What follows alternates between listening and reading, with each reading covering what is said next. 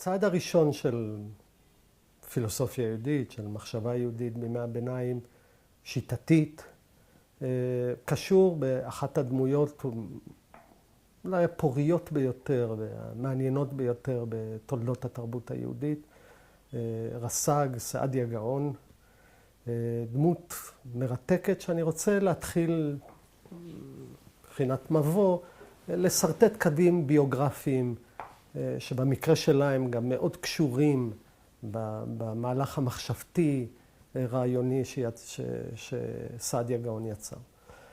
סעדיה נולד ב-882 במצרים, בפיום, למשפחה שאנחנו לא יודעים כלום עליה, שזה סימן מעניין, דבר שמבחינה היסטורית מעניין, אדם ללא ייחוס. בעולם ובמערכת שבה כבר בעולם היהודי הייחוס המשפחתי יש לו משמעות מאוד מאוד מאוד עמוקה מבחינת כוח והשפעה. הדמות הזאת, האיש הזה מקבל את ההשכלה התורנית, הפילוסופית שלו, המדעית שלו במצרים. הוא דמות בינתיים אנונימית, מלאת כישרון. סעדיה אגב כותב במכלול מדהים של תחומים. הוא כותב פיוט. הוא כותב את ספר דקדוק עברי. הוא מתרגם את התורה לערבית. אגב, זה הרגע שבו מרגישים בצורה הכי מובהקת את העלייה של האסלאם.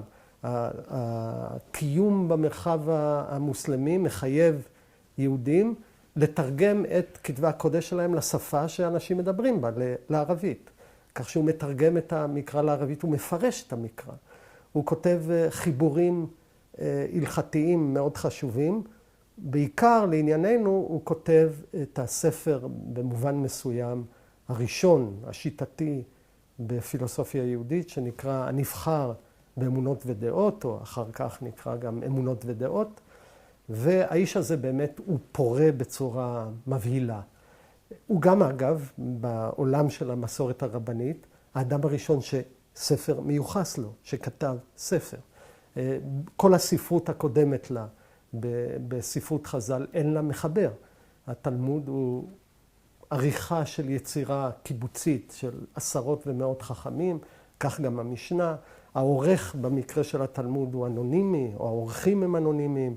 עורך המשנה עצמו, אנחנו יודעים מי הוא היה, רבי יהודה הנשיא, אבל הספר לא מתחיל בהקדמה של רבי יהודה הנשיא, אין עליו את השם של המחבר.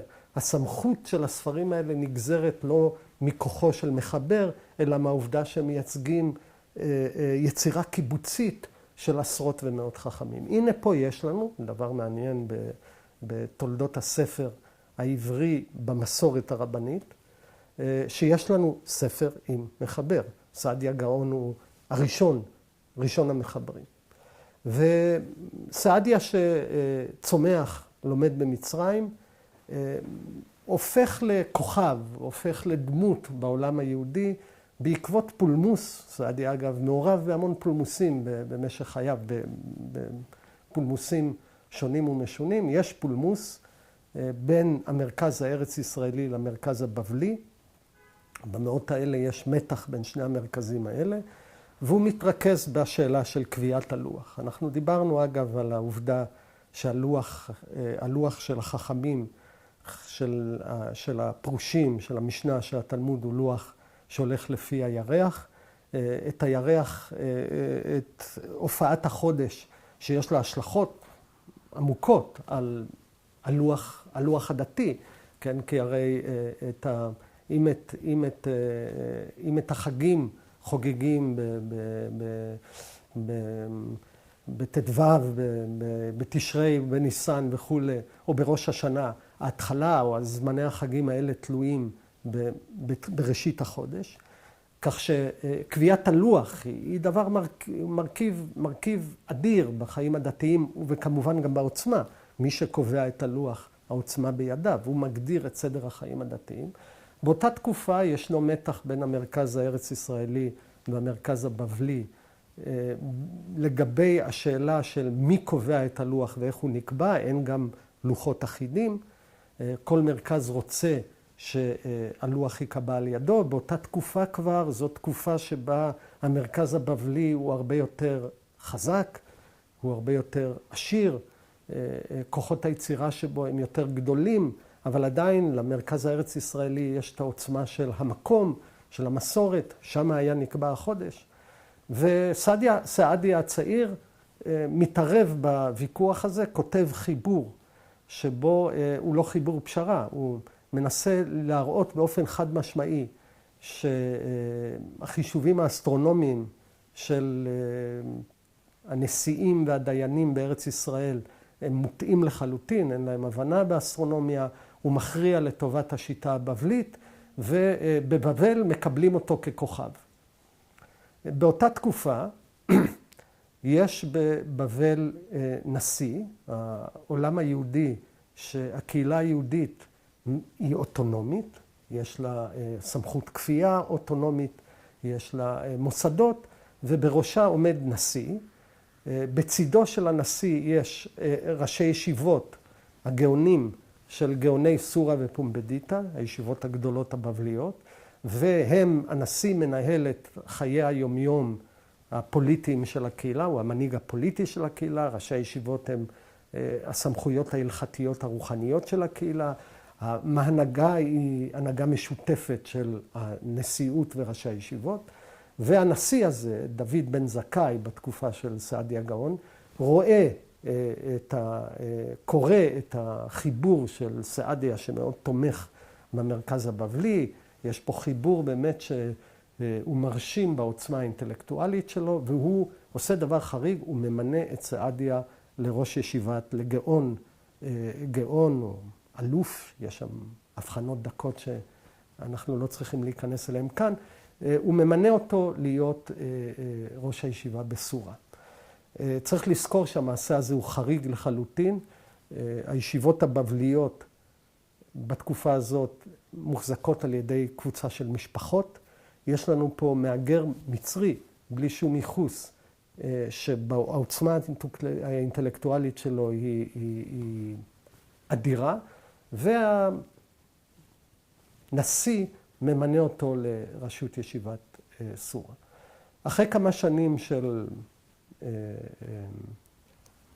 תפקוד, סעדיה הוא איש עצמאי, הוא מסתכסך, הוא נכנס לפולמוס הפעם הרבה יותר פנימי, פחות חשוב, עם הנשיא, עם דוד בן זכאי, הוא לא מוכן לאשר איזושהי פסיקה שלו בענייני ירושה, הוא טוען ככל הנראה לשחיתות מהצד של הנשיא מפטר אותו מישיבת סורה. הפיטורים האלה הם מאוד טובים לתולדות המחשבה היהודית, כי הם מפנים את הזמן של סעדיה גאון, שכותב אז את החיבור החשוב, הראשון, המרכזי, מבחינת ניסיון שיטתי בפילוסופיה יהודית, שנקרא הנבחר באמונות ודעות.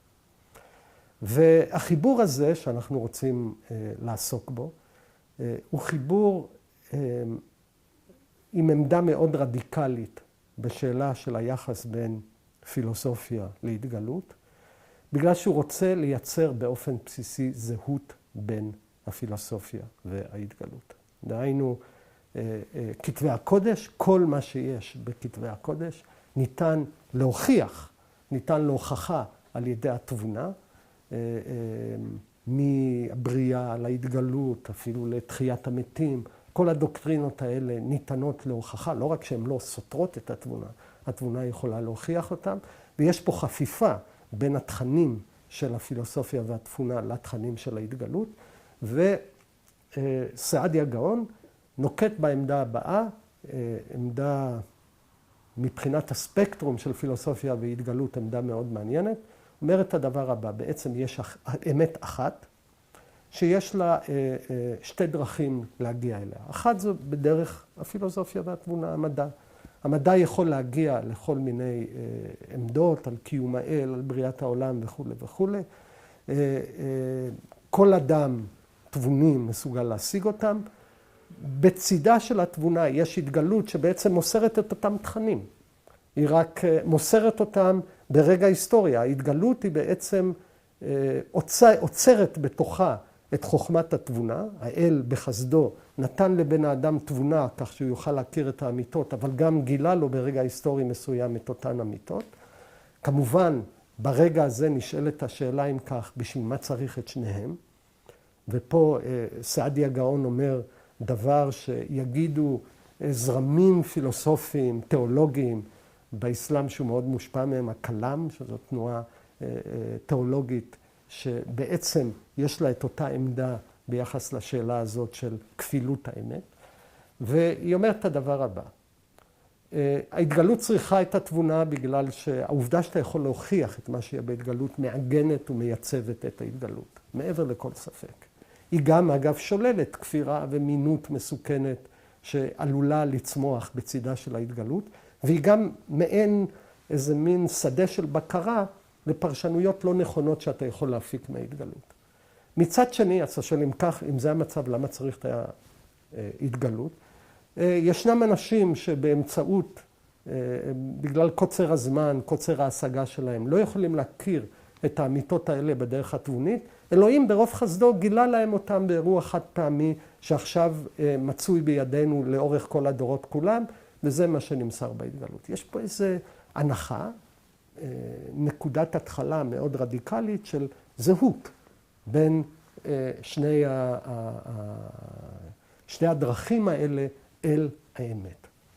ואנחנו רואים פה, אם נרצה, הפנמה, שלא רואה בתבונה לא פיתוי שיש להתגבר עליו, ולא מגבלה שאחרי זה ההתגלות תבוא ותגיד כל מיני דברים עצמאיים מכוח עצמה, אלא זיהוי מפעים על ידי אדם שאי אפשר להגיד עליו שהוא שולי בתוך מערכת הסמכות היהודית, סעדיה גאון, ראש ישיבת צורה, שטוען את הטענה הזאת.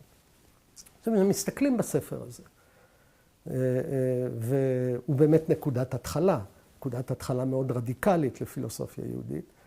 הצעד הראשון שעושה סעדיה, זה ההוכחה לקיום האל. מכאן הרי צריכה להתחיל כל ההתחלות של התבונה. צריך להוכיח שהאל הוא קיים, צריך להוכיח שהוא אחד, אחר כך נצטרך להוכיח עוד כל מיני דברים.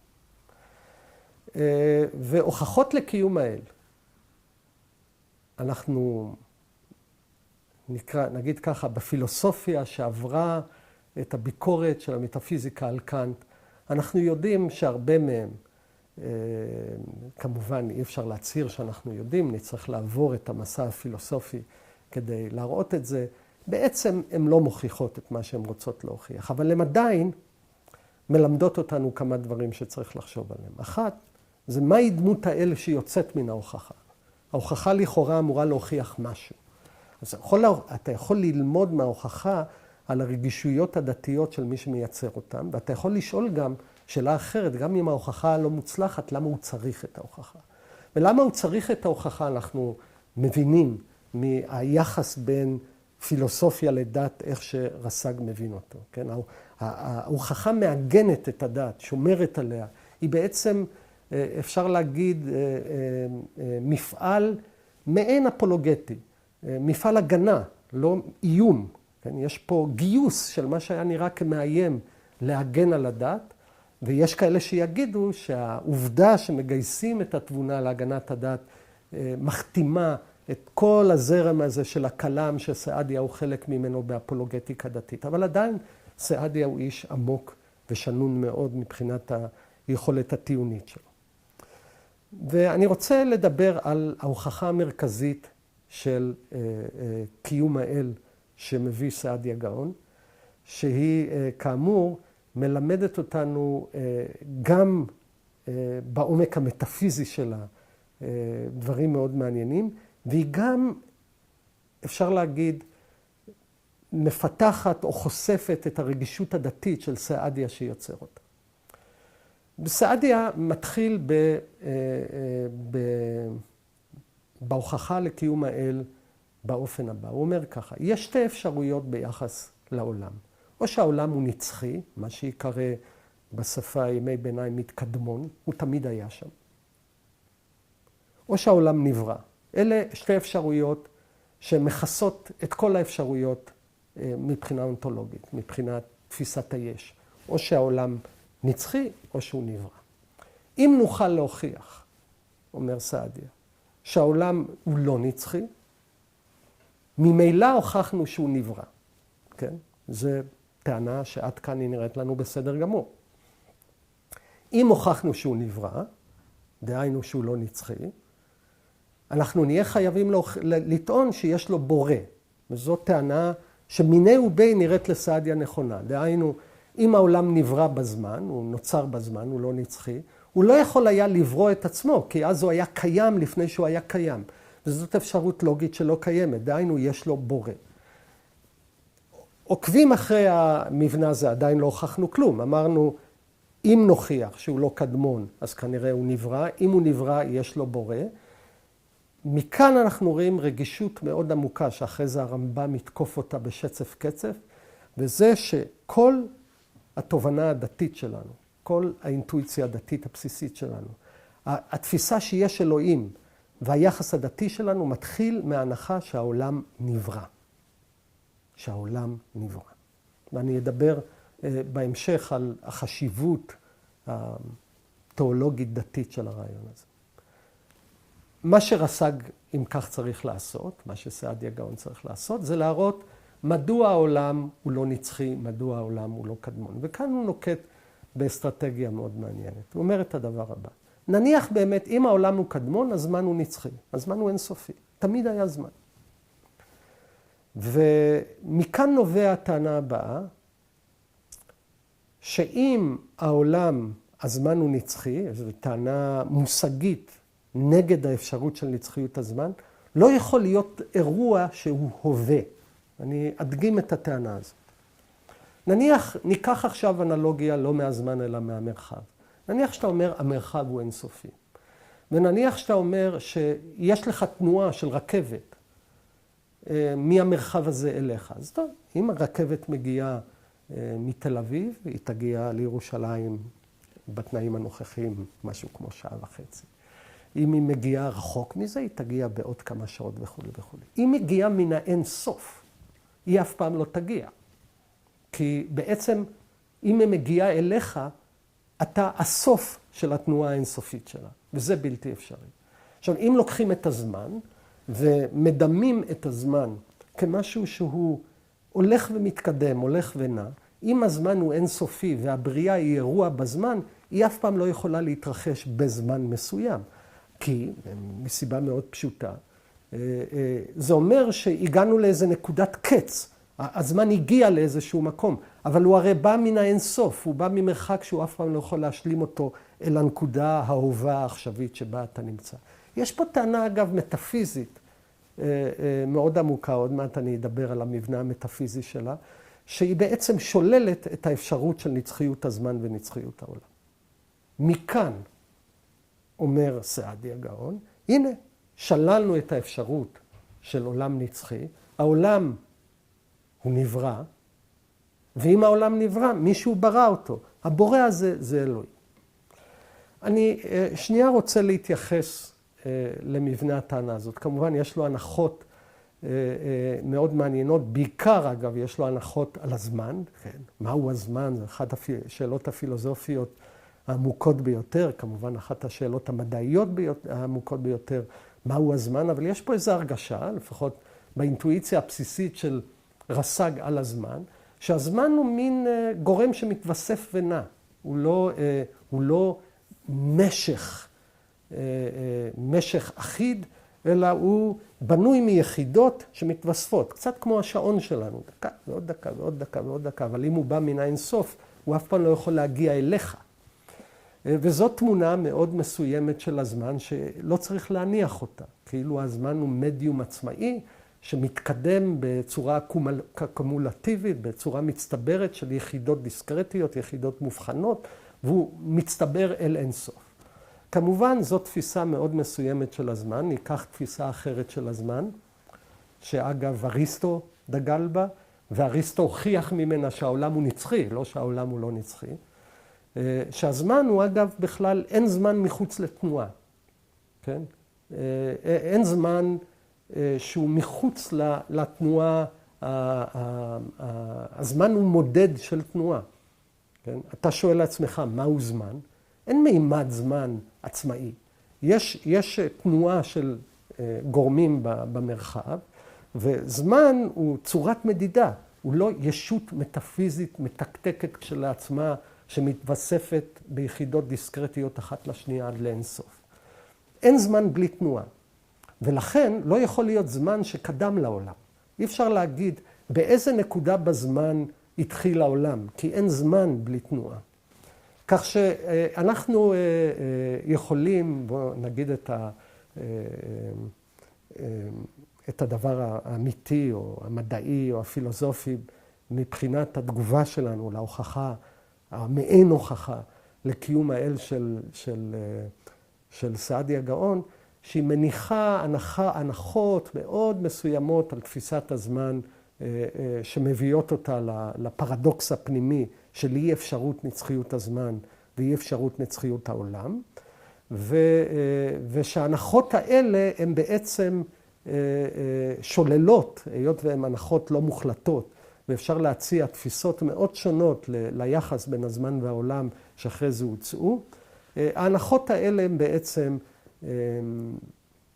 היות והן הנחות מסוימות, ראויות, נוטלות מהמהלך הזה את התוקף התבוני המוחלט שרס"ג ייחס אליו. אגב, בתקופה מאוחרת, הרבה יותר בתולדות הפילוסופיה, הם מדברים על קאנט, עמנואל קאנט, הוא יגיד, יש פה בעצם אנטינומיה, יש פה מצב עניינים שבו מצד אחד אתה יכול להוכיח שהעולם הוא קדמון, מצד שני אתה יכול להוכיח שהעולם הוא נברא, להוכיח את שניהם זה בלתי אפשרי, זה מראה בעצם שהתבונה הגיעה פה לאנטינומיה, לסתירה פנימית, וזה מראה שבעצם זה סוג השאלות המטאפיזיות של התבונה, אין אפשרות בכלל לענות עליהן.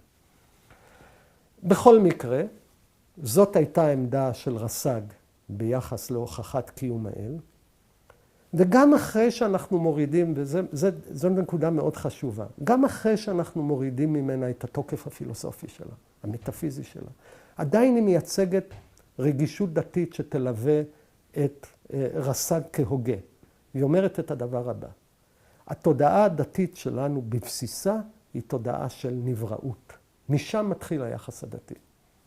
דהיינו, האל, שהוא קיים, ברא את ההוויה, ומכאן גם טובו וחסדו של האל. כי הדבר שטוב ביחס אלינו הוא קודם כל הקיום. זה שאנחנו קיימים. לכן המוות הוא מאיים. החידלון הוא הצרה, הסבל הגדול ביותר שיש לנו. עובדת הקיום שלנו מראה לא רק זה שיש אל, אלא שהוא גם את חסדו של האל. ואנחנו כנבראים שחווים את חיינו כמתנה, ואת העולם כמתנה, נמצאים ביחס של הכרת תודה אל האל. יחסי התודה אל האל רב החסד הם בעצם בבסיס היחס הדתי, איך שסעדיה גאון מציב אותו. למרות ששוב אנחנו אומרים, גם בתנאים שבהם ההוכחה נראית לנו מעניינת, מרתקת, ספקולטיבית, מעוררת השראה, אבל לא הוכחה, היא עדיין מייצגת סוג מסוים של רגישות דתית. אנחנו עוד נראה כשנגיע לשלבים יותר מאוחרים של תולדות הפילוסופיה היהודית, שהרמב"ם כהוגה אנטי סעדיה, אנטי הכלם, לא רוצה להשתית את התודעה הדתית על הוכחת נבראות העולם. סעדיה גאון ממשיך את המהלך שלו לכיוון להמשך ואומר את הדבר הבא. הוכחנו שהאל ברא את העולם. הוכחנו גם את טובו של האל. טובו של העולם, האל גם מחייב שהוא ייתן התגלות. הוא ייתן לעמו, לאדם בכלל, הוראות איך לחיות את חייו. הוא נוטע באדם תבונה כדי שהאדם הזה ימצא את עצמו ואת דרכו. הוא גם מגלה לו תורה. זאת אומרת, הוכחנו גם שמעובדת טובו של האל נגזר רעיון ההתגלות. כי אם הוא טוב, הוא ינחה גם את האדם לחייו הטובים והמאושרים והמוצלחים והנכונים. והנה גם ההתגלות היא לא איזה רגע אבסורדי, לא נכון, לא שייך. היא רגע נגזר מתפיסה מאוד תבונית ביחס לדמותו של האל. אני רוצה בשלב הזה להיכנס לאחד הדיונים הכי מעמיקים, הכי חשובים של רס"ג, עם השפעות אדירות על תולדות המחשבה היהודית, שקשורה עכשיו באופן שבו הוא מתייחס אל התורה עצמה, אל התכנים שלה כתכנים בעלי איזשהו מבנה תבוני. ורס"ג כהוגה צריך להיכנס לשאלה של טעם המצוות. אם יש איזו חפיפה בין פילוסופיה להתגלות, בין תבונה לדת, המצוות עצמם יצטרכו להביע את תבוניותו של האל. ופה רס"ג עושה חלוקה במצוות, בין המצוות שהוא קורא להן שכליות, למצוות שהוא קורא להן שמיות. המצוות השכליות הן אותן מצוות שגם ללא התגלות הדעת הייתה מצווה עליהן. האיסור על הרצח, האיסור על הגזל. אלה הן מצוות מוסריות שהדעת הייתה מצווה עליהן ללא ההתגלות. המצוות השמעיות הן אותן מצוות שלא היינו מעלים בדעתנו לקיים אותן, או בכלל לחדש אותן, אלמלא הייתה לנו תורה, כמו האיסור על לבישת שעטנז. אני יודע, יש בתורה איסור ללבוש בגד שהוא עשוי מצמר ופשתים יחדיו. אין לזה פשר. שום אדם תבוני או שום קהילה תבונית לא תגיע מעצמה לאיסור כזה. כל איסורי הכשרות, או חלק מהם, איסור לאכול בשר וחלב ביחד וכו'. כך שיש לנו מרחב שלם של איסורים, שנקרא לו חוקים או מצוות שמיות, להבדיל מהמשפטים, מהמצוות השכליות, שהבסיס שלהם הוא צו האל. וכאן רס"ג יצטרך להתמודד עם שתי שאלות, שהם יקבעו לא מעט מהתכנים של הספר החשוב הזה.